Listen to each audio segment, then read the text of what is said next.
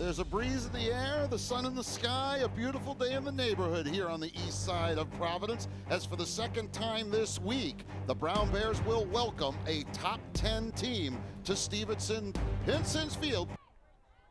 Ratchet feeds it in front, behind the back! Annie Burton on the board, and it's 2-1. Well, and there's what Coach Dowd was talking about, how savvy she's becoming off ball. What a cut from behind cage. Burton with the behind-the-back finish there, able to get one on the board for the Bears. They trail 2-1. Cuts the lead at half, will step aside. 2-1 game. We'll be back with more women's lacrosse after these words. This is the Ivy League on ESPN. Comes back to Ratchin, who plays it back. Burton near wing. Comes off the near side. There comes the double on the zone. Off the zone, back behind the net. Duran over Caputo. Loads it up and scores! Hands free. You got someone open when there's a double team in the zone. And Caputo tucks it home. It's 3-2. Well, every time we have a Brown game, we know Caputo's got one of the hardest shots on the field. Certainly one of the hardest shots for the Bears in recent memory. An absolute laser that time. 13th of the season for Leah.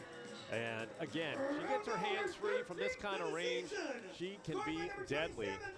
And did a really nice job of assessing the situation, realized no defenders in her way, just picks out the corner and blows it past Pfaff.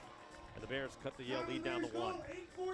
Gets it to her with now 20 on the possession clock. Joyce running it off, slings a pass over. Duran GLE behind the net. At X's Burton, feeds it in front, bang, bang, play and a finish. There's the feed from Burton we talked about at the open, and we're tied at 4. Really nice patience again by the Brown attack. 12th goal of the season for Joyce. As they kept moving that ball on the outside, they had a couple of cutters go through, and Joyce in the end, quick finish in front as she is able to beat Pfaff. What a 4th round goal. A look here, Burton able to dissect. That's where she's at her most dangerous.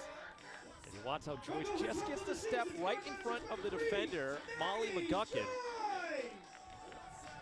Bears squaring things up at 4 goals apiece with just over 2 minutes left here in the first quarter. And they shoot it right into Mahoney. She makes the stop. Stood her ground, a ground ball pickup for Johnson. And the Bears will try and release. Boy, did the Bears need that save, though, from Mahoney, just to stop a little bit of the bleeding there. And down low from X comes Burton. Here's the feed. Caputo has room and scores! I think a screen might have been set by Cricky as she was dancing across. It took the sight line of Pfaff away, and Caputo has a power play goal to make it 8-5. Yeah, really nice ball movement there by the Bears, and Cricky doing a good job posting up inside. Realized she was in the way, cleared out the space for Caputo, and Caputo, really nice patience to allow Cricky to get out of the way and just blasted it past Pfaff. And that's a much-needed goal for the Brown Bears. There's another look, and of course, Annie Burton, another assist. Well-worked play there on the power play for Brown. Is that the way they drew it up, the duck and run from Cricky? You know, it might be. I think so. I mean, again, you have her as an option down low. Burton instead goes for Caputo, who has that rocket launcher. Burton comes over the top. Caputo releases Anderson. Here comes the cutter. Duran works in front and scores! Went low to high. Pfaff guesses wrong, and it's 8-6. Wow, what a piece of shooting there from the freshman. Avery Duran had 2 against Boston College. Gets her first today, her 5th overall of the season. Back-to-back goals for the Bears, and I think we're going to see a goalie change here from Erica Bamford. Looks like Cami Donadio, the senior from Winter Park, Florida, is going to come in as still 0 saves in goal for Yale today. 23 total shots between these two teams, 16 of them on net, and just 2 saves, both belonging to Claire Mahoney here I believe Central Connecticut State.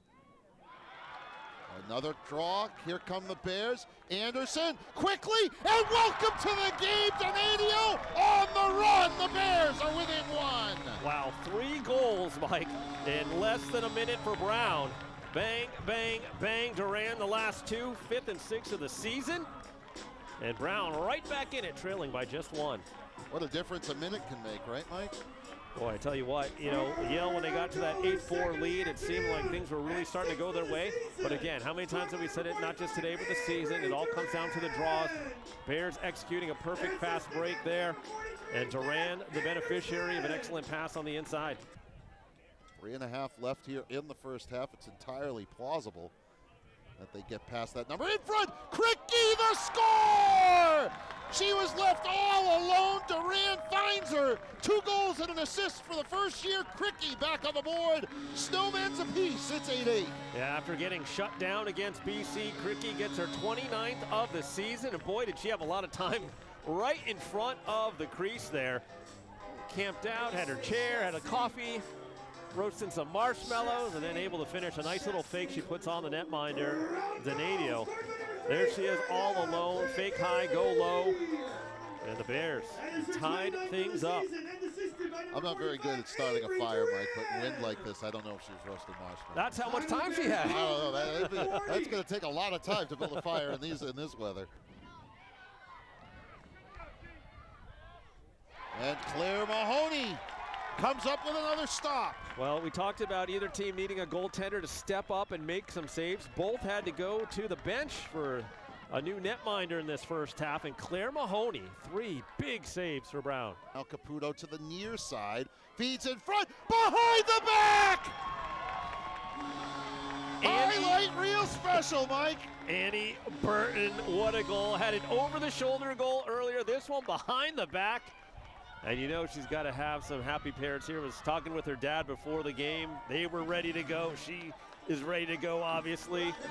And we talked about it, known primarily as a feeder, but definitely has become more of a shooter here this year. Nowhere to go except behind the back from that angle. What a goal, and the Bears with their first lead of the day. What a way to take that lead. Cricky, Burton, Duran, Camphausen, Rathjen. And ducked in by Cricky, who came rolling around the crease, and the Bears lead is 2. It's 11-9. Oh boy, what a goal there by Greta Cricky. I know her parents are here today too, and what a move there, the dodge from behind Gia, and that's something she's really added to her arsenal this year. Last year, a lot more of just catch and feed on the inside, kind of posting up. This year, her ability to dodge from behind cage and beat defenders to the spot gets her second today, and that's 30 now on the season for Cricky. And Yale is changing goaltenders again. Neve Pfaff has replaced Cami Donadio.